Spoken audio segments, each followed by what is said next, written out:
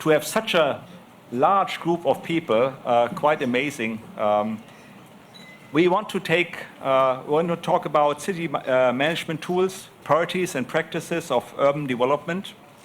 And we have a very exciting group of key leaders from 4 major cities, very different cities around the world, starting with Moscow. And we have Natalia Alexeyevna, the vice mayor from Moscow.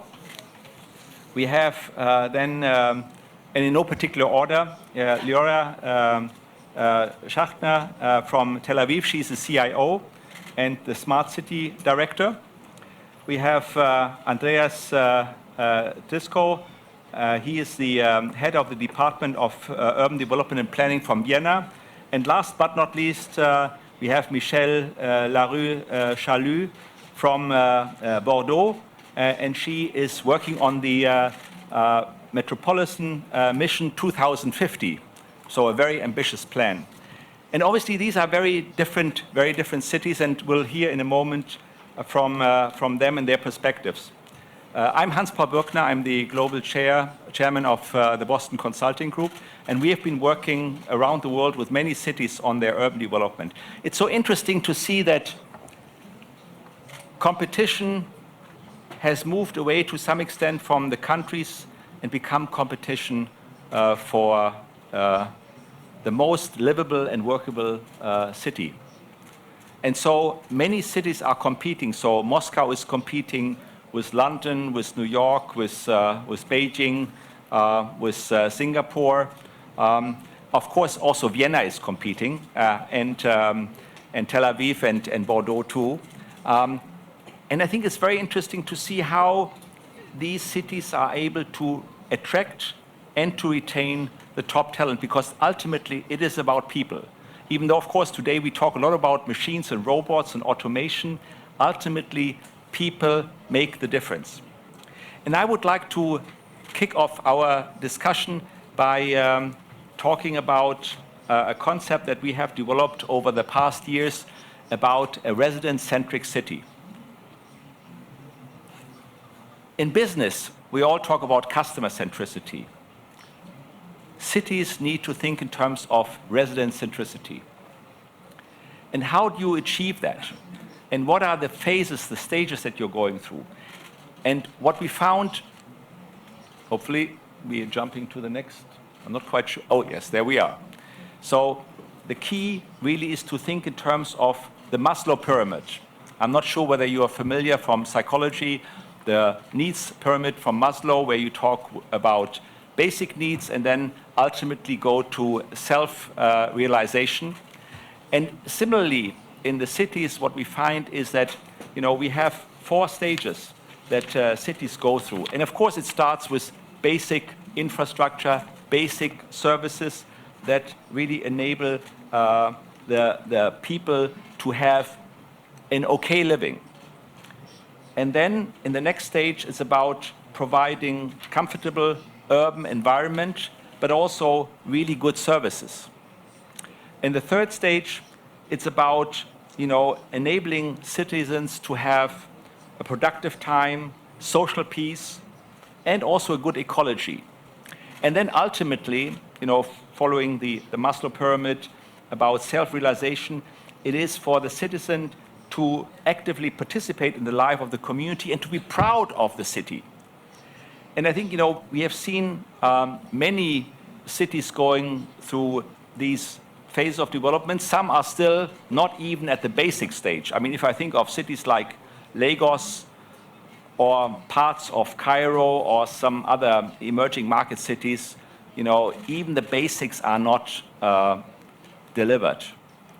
In other cities, at least in parts of them, and I think we have examples here in those 4 cities, they really have ensured an active engagement of their citizens, and citizens being extremely proud of here in Moscow, in Vienna, in Tel Aviv, and in Bordeaux.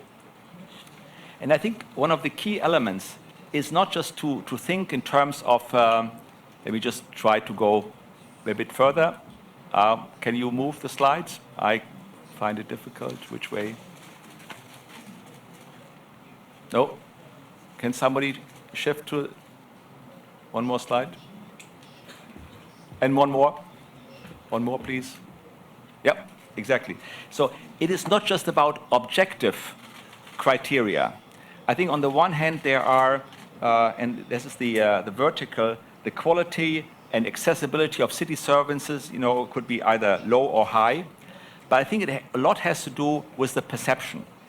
So, are citizens positive or negative about, what they receive in the city? And so one of the key elements in where we would like to go, of course, is to get not just a very high quality, but also to have a very high perception. That would be the upper right quadrant. And it's really a very big challenge, I think, and at the same time opportunity for all cities to move in this direction.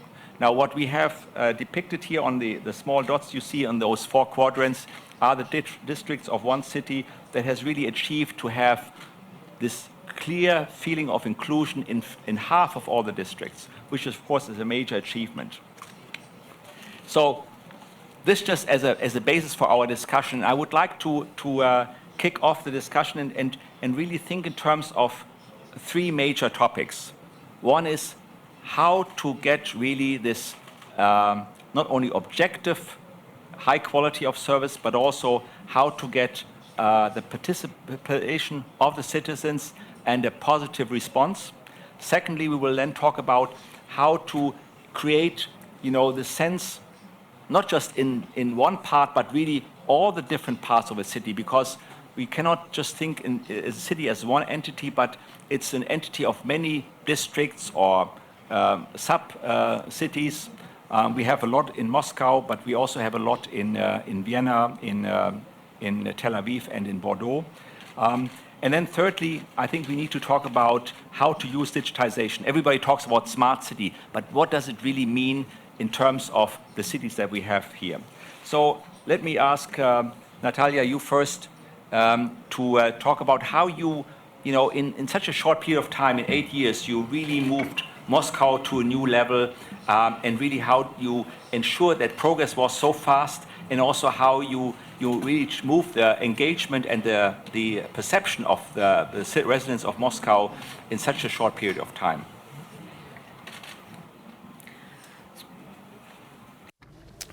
Good afternoon. Thank you for this question. Well, actually, the city is a very sophisticated the city, including 46 districts, all of them individual. Speaking about communication with citizens, every district determines its own trend or trajectory. Something is acceptable, interesting, and successful for residents in central districts. It may not work in other districts which are farther from center of Moscow, so you need the understanding that we're working from the demand, and we proceed from that perspective and choose the communication format which is more acceptable for citizens. And the key task is that there are also strategic tasks, digital instruments, active citizen, which helps people participate in the management of the city, crowdsourcing platforms, helping to push forward projects. There is also a connection between services. We have over 280 services provided to citizens Moscow. It's not about standard concept of state services, but it's a set of services when I can see, understand where my child goes, which grade he gets at school, pay online for communal services, and get feedback from the citizens. We have web portals, os.ru, a source of communication between the authorities and citizens. But you cannot do only with the online format. You should have different offline formats of communication. And I remind you again about the specific nature of all districts. We have a program, My District, and within this project we were trying to find these formats. We were preparing for it. We had focus groups and worked with citizens and got feedback and understood which offline format and level of integration and involvement of citizens is acceptable. And we understand it's as a way we are trying to go, requiring ongoing adjustment. And I believe every city has its own peculiarities, and we have come realized to say so we cannot so far. Hopefully this panel will enable us to find some new things to make our dialogue with citizens much better. Yes, maybe turn to Vienna. And when we talked beforehand, he said, Vienna started in 1905. And I said, please don't go back so far, because, that will always frustrate people when they think it takes 100 years. So what has Vienna done? What have you done over the past years in order to really engage, of course, the people, but also specific tools that you use in order to make urban planning, city development real in Vienna?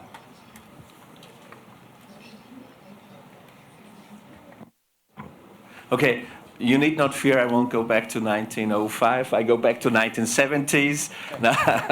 No, but it is, participation is really important, because there technicians, politicians, there sometimes are decisions that have their own reasons, but for some reason people don't like them, and sometimes people are right about this.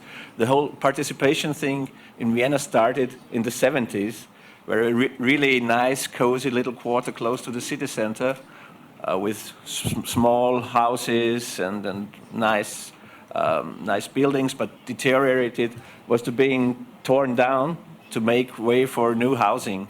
But this was already made the decision.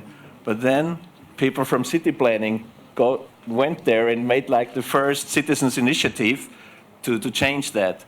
And since then, we have learned by ourselves that it is important to have a feeling. And since then, we're trying to get better. And it's always very difficult, because as a technician, as a politician, your job is to make decisions. And it's not so nice if somebody comes and says, hey, I don't like your decision, so what do you do about that? And there is, as Natalia already said, there's different formats you can do. And participation is not one thing, it's a really broad thing. It starts with good information. Then it starts with listening to what the people want or what they need. Then it starts with having then next phase is having a dialogue and explaining what you do. And decision-making by citizens is only the last step, and it needs not be done all the time. It is a very interesting thing to do, but it's not the standard procedure. In many cases, it is good if you inform on a basis that is really understandable for the people and give them a whole picture. So we're doing a lot when we do different zonings and developments. We go in there and talk to the people right before the planning starts. So we go there and we say, okay, hey, we write to them, then we go there, invite them to say, hey, we start here a project, it's about housing, this is an issue, we need new flats, you have a good flat, but other people need one, we will do like that, and if you have more neighbors, okay, this might be a problem for you, but you get better communication on transport, you get a market, whatever. So this is the first phase. Then there is some projects that are really big where you can go into co-creation. So we tested out a format that's called like the Citizens Parliament. And you go there and give them the task you work on, and without any professional guidance, only a guidance of a systemic guidance, how to make projects, you let people do a project and to define the needs of the quarter. And the interesting thing is most of the time, really, really good things come out. The only things people don't want in Vienna is high rises. Everything else is like almost okay. So you can use the people to get your opinion. Different thing is that with big developments, always we try to get like people that are intermediaries. So we let the neighborhood choose representatives, and these representatives, they are then part of the planning team. They're not doing the planning, but they're getting all the information. They are on architectural or urban competitions. They're in the jury. They have the right to advise the jury that is decision making. And then they can go and explain to the other people why a certain project has won and why a different project hasn't won. We did a really, really big development for Vienna scale at least. New part of town, it's called Aspen Seestadt, Aspen Lakeside City. And it's about flats for 28,000 people and 20,000 working places. And there we had 3 people from the surrounding neighborhoods who were in the jury and who were talking to the people all around. And there was no major problem with the surrounding neighborhoods. So we were lucky also, I have to say. And these were really good people that could communicate. And then you have things like citizens that can decide on money. You can say, okay, there's a certain amount of money we give to this neighborhood, and you decide what you do. And it's about ownership, you know, and it's about not being overlooked by the powerful, and so this is what it's about. Thank you, Andreas. Really, really good ideas. Michel, you are working on Bordeaux 2050. That sounds like a very ambitious plan.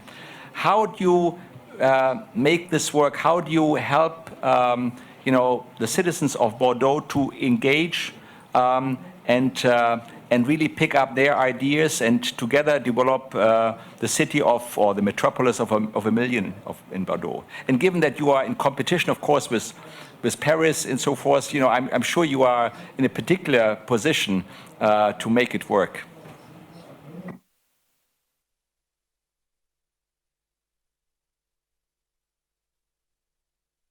Pardon. À cette tribune, je suis la petite, puisque Bordeaux, la métropole de Bordeaux, c'est un petit million d'habitants. Donc on est une petite ville, évidemment, par rapport à Moscou, nous sommes minuscules. We are really a small city compared with Moscow, less than 1 million people, and in the last period of years, Moscow has seen a lot of changes, and in Bordeaux too, we have become a rich city, and we had a feeling that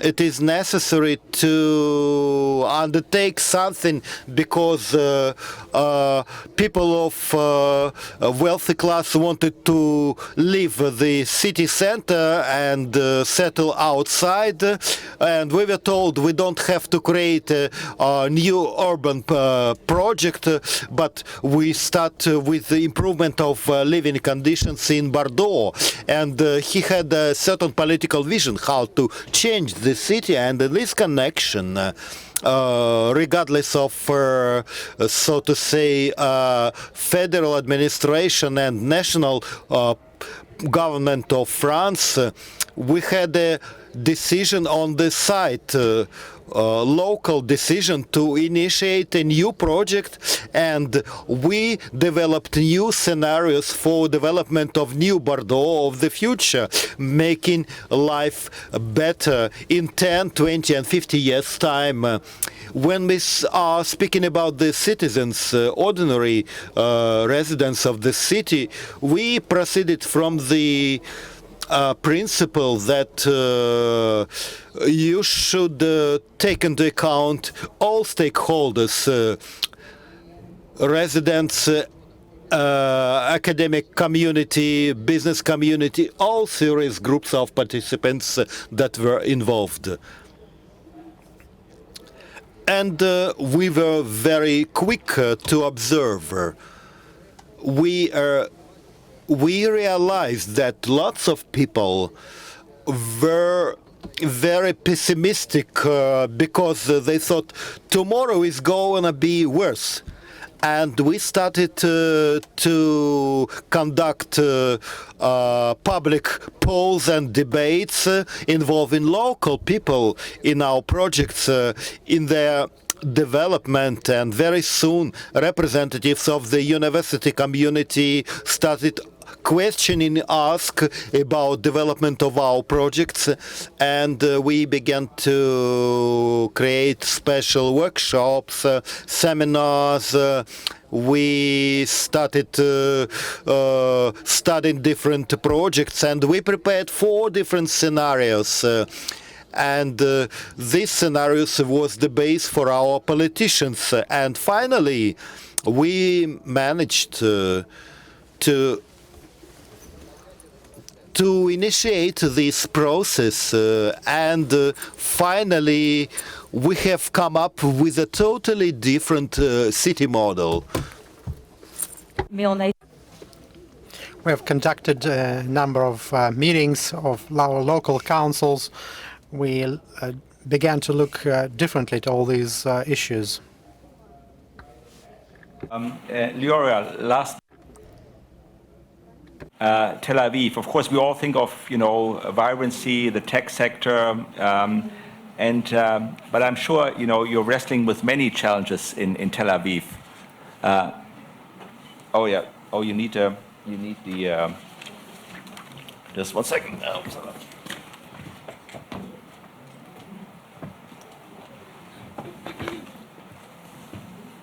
And so, what are the key opportunities and challenges that you deal with, and how do you engage the population? I think Tel Aviv has around 1 million people.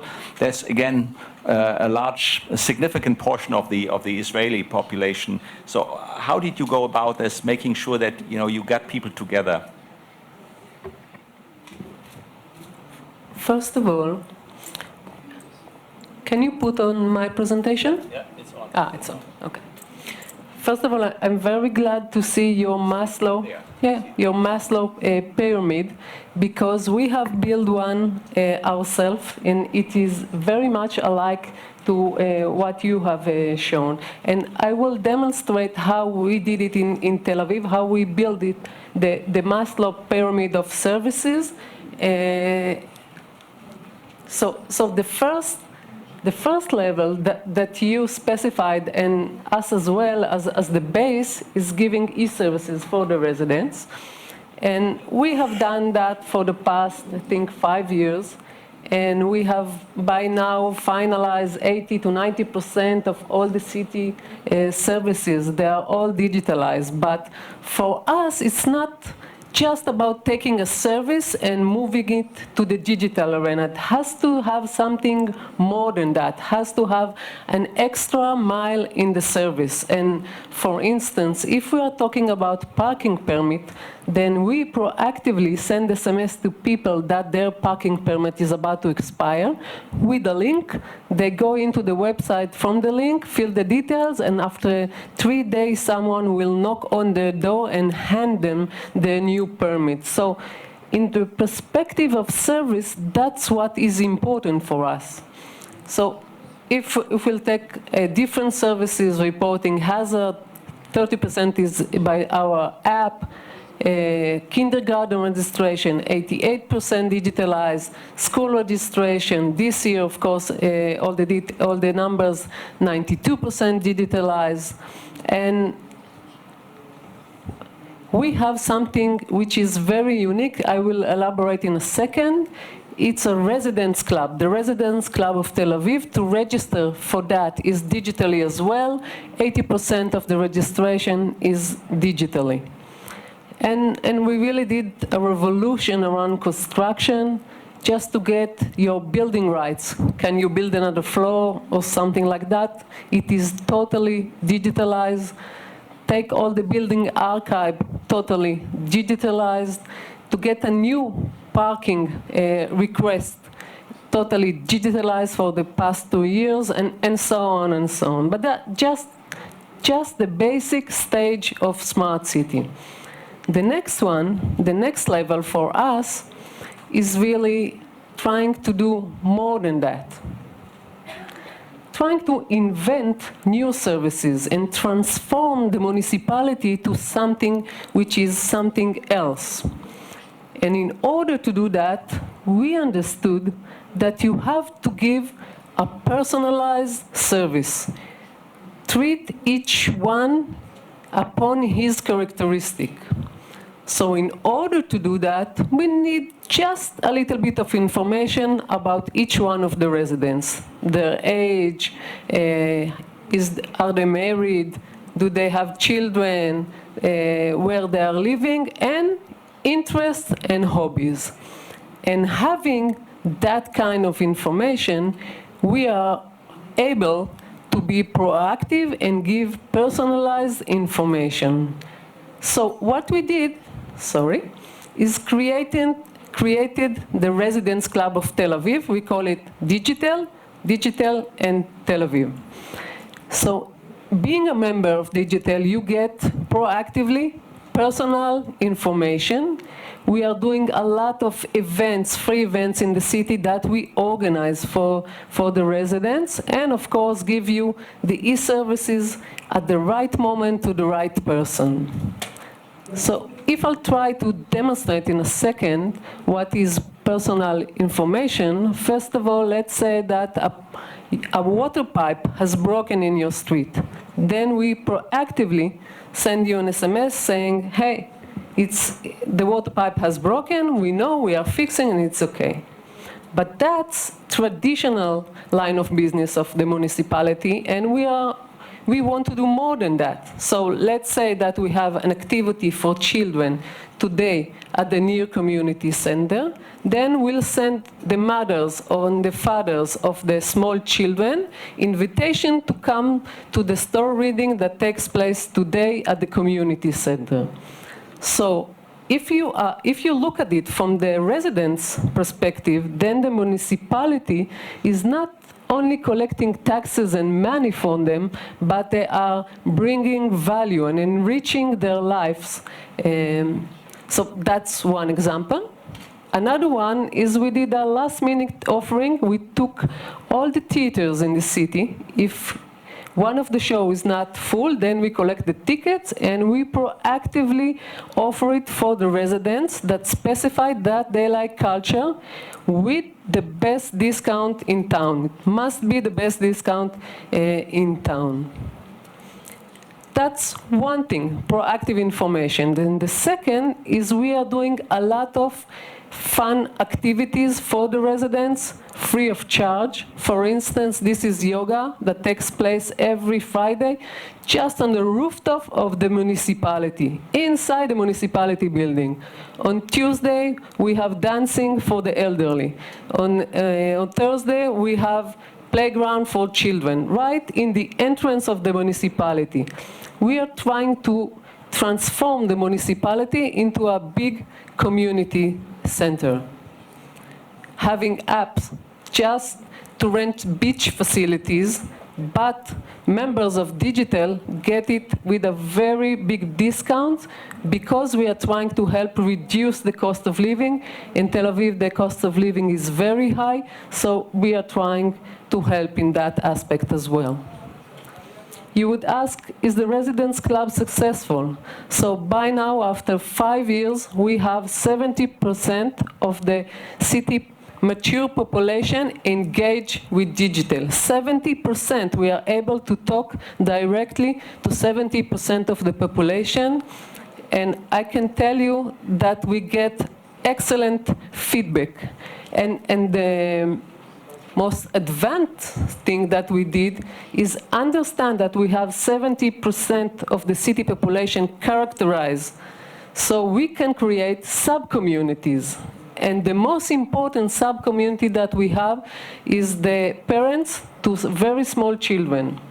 They are usually at home. They are a little bit afraid that they are lacking of information of how to increase the baby. So this is a very unique sub-community for us. So what we are arranging is a lot of workshops for parents, free of charge, of course, of how to raise the child, how to feed them, and so on and so on. And we arrange a lot of activities for the mothers and the babies around museums, guided tours, and so on and so on.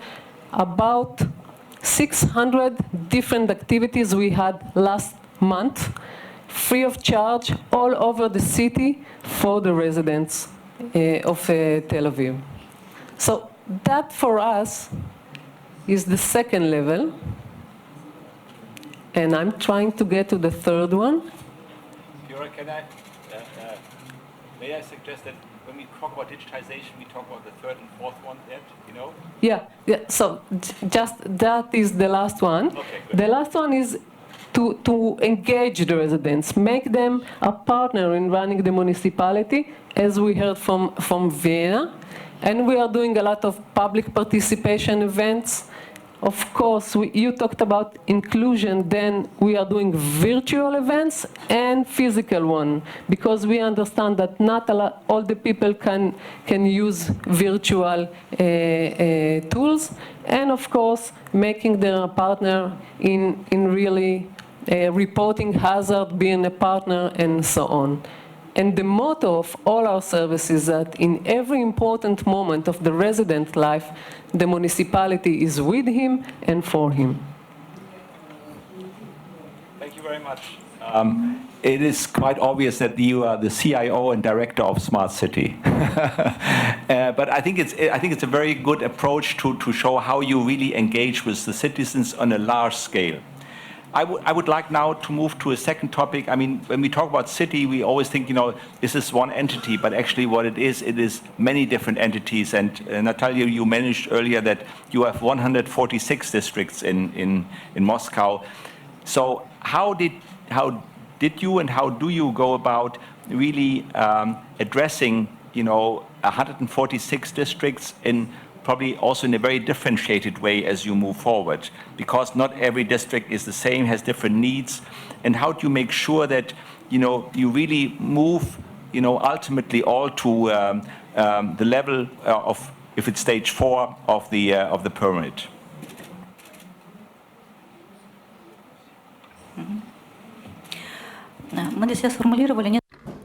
We formulated a number of ideas for ourselves. Our first idea is every district is unique. It has its own unique features. And number 2, every district has its quality characteristics. And our third point, each district should have its level of comfort. Based on these 3 ideas, each district has to have its own standards, depending on what they already have. As I said, they're all very different. There are some areas where the infrastructure is pretty good already in a social sense. There's pretty good infrastructure for sports, but they're lacking commercial infrastructure or infrastructure for different events. And there are other situations when in certain areas where there are not enough social functions and not enough healthcare or educational centers. And our job is to ensure that each district is unique, comfortable, and has high quality of living. But since every district has its own set of challenges, actually you have to have an individual master plan for each one of those districts to implement the My District program. This is the answer to this kind of challenges, when the human being should have rights and opportunities to get as many services as possible, to feel comfortable in their own district. And they should be only traveling to the city center if they feel like doing it, not if it's just a necessity. All our strategic programs in the city, when we beautify our areas, when we build sports facilities, when we offer cultural opportunities, when we offer educational and healthcare programs, all of them combine the these smaller tasks so that in every district we would have a comfortable and high-quality atmosphere. Andreas, I would like to go back to what we discussed before this session, and is, how do you have the means to make it work in different parts of Vienna? I mean, you mentioned this very new, big quarter that you're building outside, but how do you make sure that also within the different zones and different centers that you have within Vienna, the city really can take an active role rather than being dependent on some construction or private development happening or not happening? And how do you make sure that really the different parts of Vienna are really also operating in sync so that you don't create a sense of divisiveness and inequality? I think you want to go to the agency. Yes. Yeah. Just very short about that, because I think I have a good answer to the question also. Here in Vienna, housing in a growing city, and Vienna is a growing city. It was really fast growing a few years ago. Now it's on a decent level. So we have like 10,000 new inhabitants a year. It was some years ago it was like 40,000, which is for a city of 1.9 million inhabitants quite a lot. But we're very renowned for social housing in Vienna and the Red Vienna in the 20s and 30s of the past century.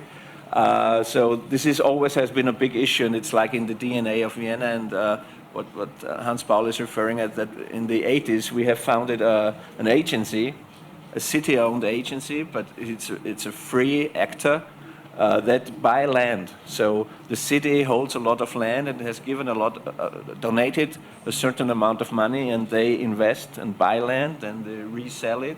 They make some money, so the money they have is growing, and so the city holds a lot of buildable land and of non-buildable land, which might be buildable later on.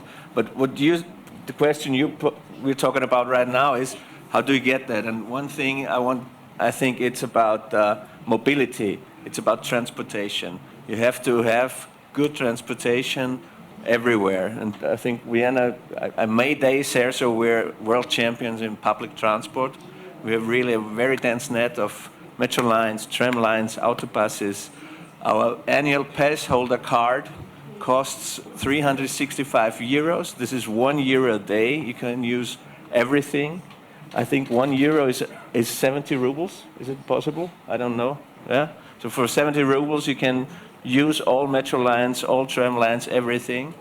And the service is really good. In the denser areas, you need no schedule, because the metro line comes every 2.5 minutes, 3 minutes. So you need not look when does it come. And this is really essential.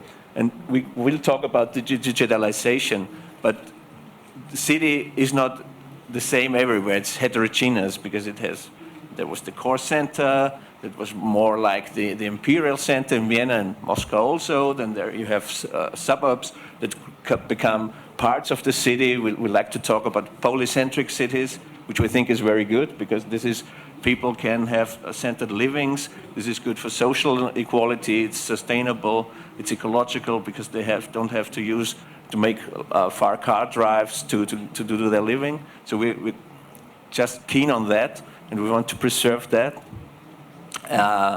And that's important to hold this. And as I said, the key is mobility, and digitalization will be very interesting in mobility, because on the not so dense ends of a city, you can't have the same net of public transport you can have. But now with all these platforms, I mean, Uber is very interesting, because it is, for the taxi drivers, it is a danger, and there's some social issue with the rights of the drivers. But you can provide services on a really good way for the last mile, as we used to say. You have platforms you can order, and this is the frontier between public transport and car driving and individual transport. They are now like shifting, And so you have a sector that is really interesting to use further on. London, TLF, they have already reduced bus lines because they say, okay, people use Uber. And I have to say public traffic in London is really expensive, so it's the same.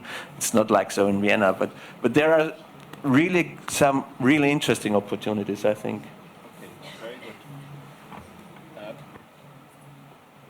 Michel, I would like to understand, how important is decentral development to different centers and districts in your development of Bordeaux 2050? Are you paying particular attention to decentralizing the activity and development, and also making sure that, as Andreas also was referring to, the outskirts of the city really are drawn into the overall development so they don't feel left out? And we talked earlier about the yellow vests, which have been creating a lot of challenges in France, to really make sure that people really feel integrated by really decentralizing the development in the city. Alors, je vais faire un peu la synthèse entre ce qu'a dit Natalia et I will make a short synthesis between what Natalia and Andreas said. Both have been right. To continue Andreas' statement about mobility of people, goods and services and ideas, it's all very essential. It's a means of achieving equality in the whole territory, because no mobility means isolation. One of our scenarios is called equality of movement about the territory and meaning life. The cities cannot stay any longer within the same borders. They have to avoid isolation, and yellow vests in France movement, also prompted that.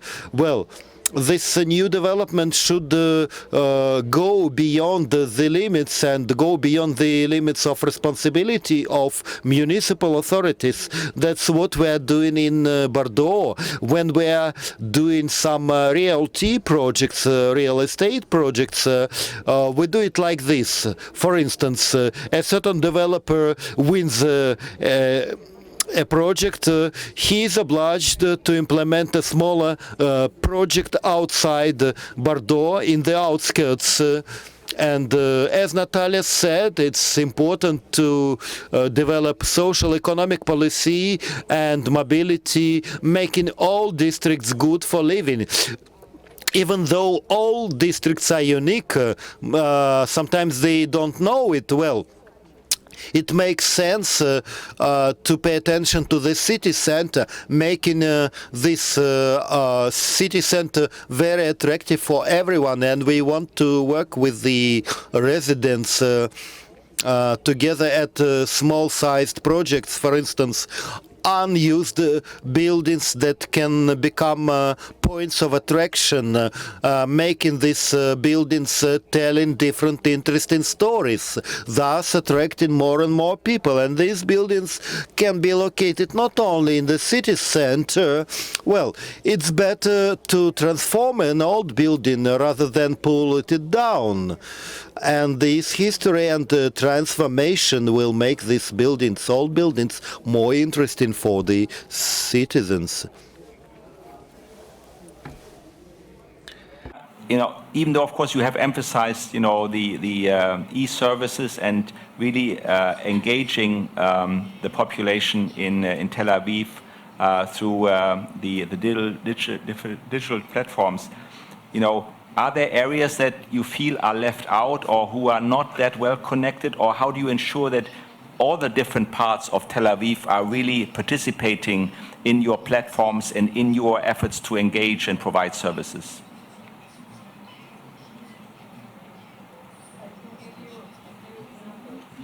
Sorry?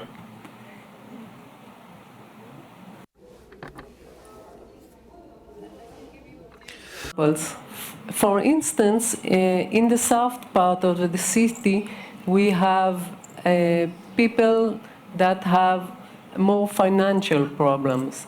And we saw, after analyzing the data, that they participate less in our digital platform.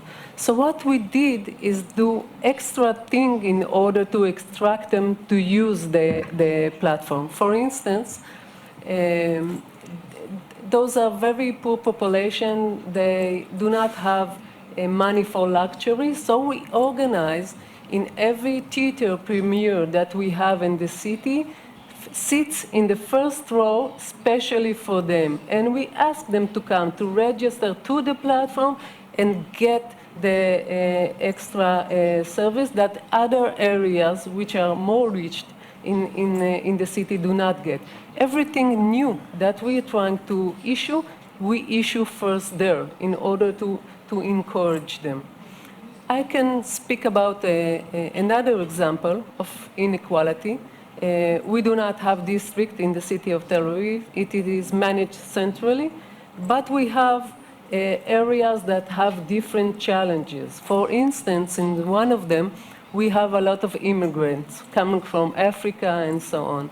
And the Tel Avivians who live there felt less secure in living in that particular.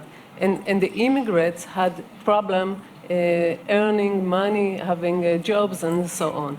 So what we did, we took a group of people from that area, and we tried to push them to find solutions together.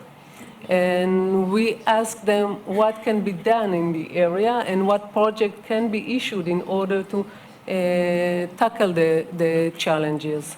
So we created jobs that are real and relevant for that kind of population. For instance, we did an international food market that each one of the communities that immigrate to that area can bring their own food, have jobs, and so on.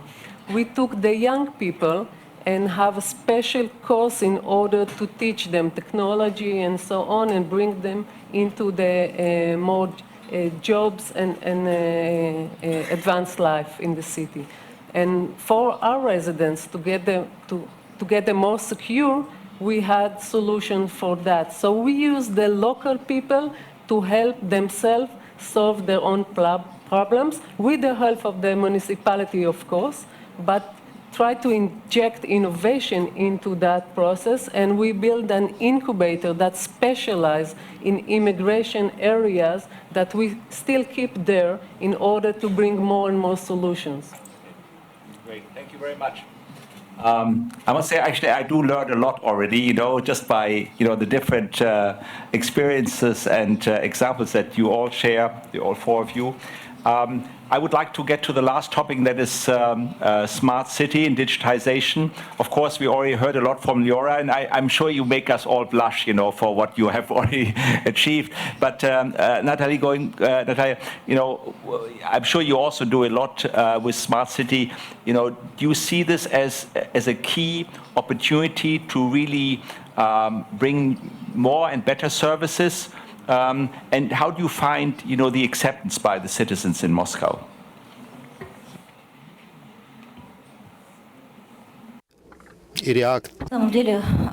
Well, actually, smart city is more than a set of services to citizens. Smart city, when all business process and regulations are actually digitalized, and further on at every stage we have the points of interaction. Speaking about Moscow Electronic Public School, well, normally there is a perception it's a unified bag with a training educational program. It's not that, it's much more. From bookkeeping of the school, ending with the complete cycle of a child staying at school, and we know everything about him or her.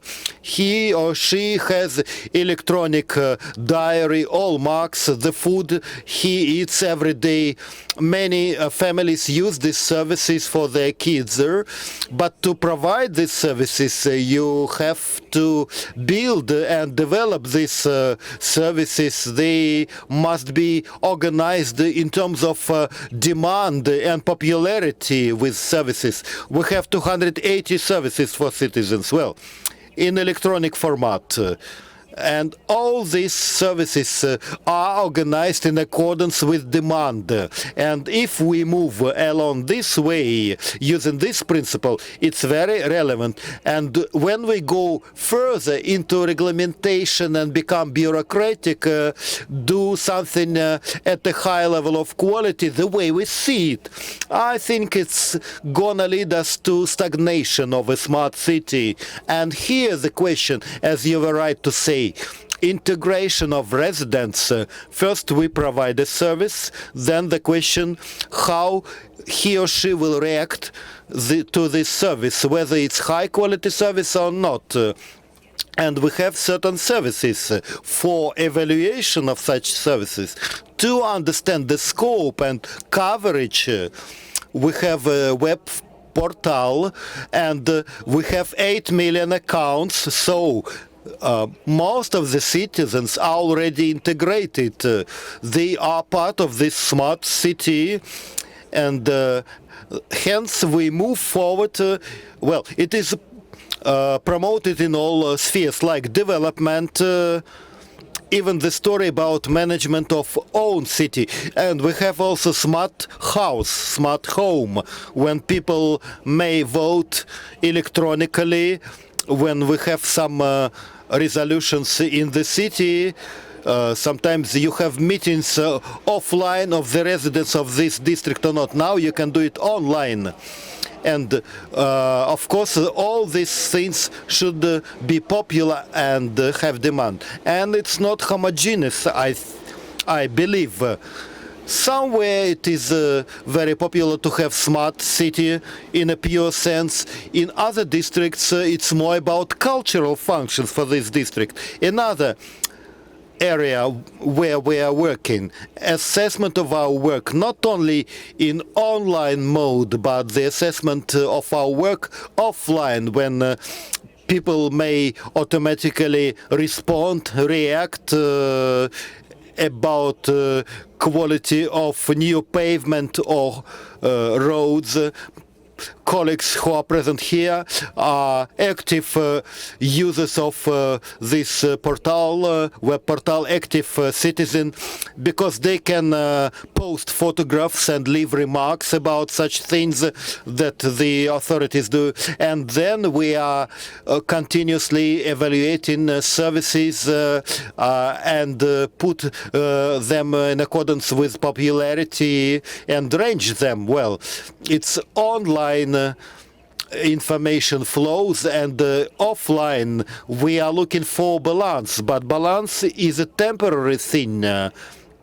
Well, then we can change priorities. Citizens will have different priorities and demands, and the level of demands is growing, and the demand for higher quality services then. That's why we're in ongoing dialogue with our citizens. Is Vienna also embracing digitization as much as we heard before? Or is there more reluctance? Not at all. There's no reluctance at all. We consider us a very smart city. Our city council just launched the new smart city framework strategy of Vienna last week. We had one launched in 2014. And check out Roland Berger's Smart City Index. It's a German think tank. It was voted the best smart city strategy worldwide. And it was because of social inclusion. And we understand digitalization not only as a technological innovation, but also as a social innovation. And we do try to all the things Tel Aviv does, and cheers to you, it's really great what you're doing. And we try to give services. But we have made one step, which wasn't mentioned till now. I go more profound on that. It's called open governmental data. So we really try to give all data we can away on a free basis. You know, big cities are the targets of all the big, whatever you name it, because data is the new oil or the new gold. But we try to give it away, and we have very good experience with this, because the digital community of Vienna can do apps, can do programming, and we are fostering this branch by that. But Vienna is very known for its tourism. We talked about that. But the digital sector in Vienna makes 3 times more money a year than the tourist sector. So yes, we embrace it, and I think the point is to give data away for free. It comes back in loads. Great. Michel, is that, the digitization also a big part of your program going forward, or is there more hesitation in France? And of course, the worry about privacy we have not even touched on. But is that an issue in France and in Bordeaux? Bon, alors, il faut toujours un peu de provocation dans un débat.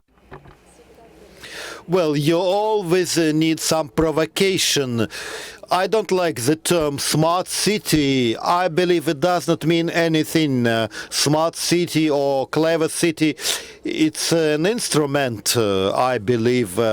Well, if we have a smart city as a target, as a self-aim, it will not lead to real development. Of course, we have open data, and we believe this data should be provided, and they are digitalized. But in our strategy until 2050, I would not say that smart city is our self-goal. Our major goal, our target is a city for the citizens, and the smart city is just a tool to achieve this goal.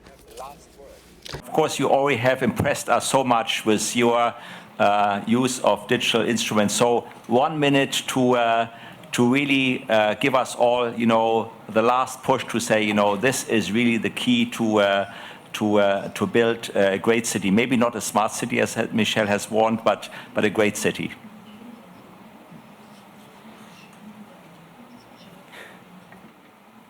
For me, smart city, of course, it's not about technology, but it's about different kind of governance between the residents and the municipality in the decision making, in the developing of solution for residents and the municipality, like you said about open data. For me, open data is not enough. We have open data, and we have flourishing startup community in Tel Aviv. And we understand that data is not enough. They want and need more than that. They need the ability to use private data and really do some action into the municipality as an event. For instance, get my death in the tax and be able to pay for it in the municipality. So the future is not enough about sharing data, but really sharing the ability to develop and give private data with permission, with contracts. It has to be monetized and so on. So smart city is not about only giving services or be able to develop together. It's a different model of governments. The residents and the municipality are governing together, developing together, deciding together. That's the future for me. Great. Thank you all very much, and let's give our panelists a great round of applause. I think we got a lot of food for thought. Thank you. Spasibo. Merci. Vielen Dank.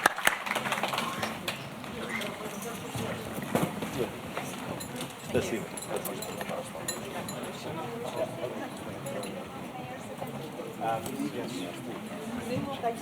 Thank you very much. Yes, yes, please. I give you a card. The Russian side is very good.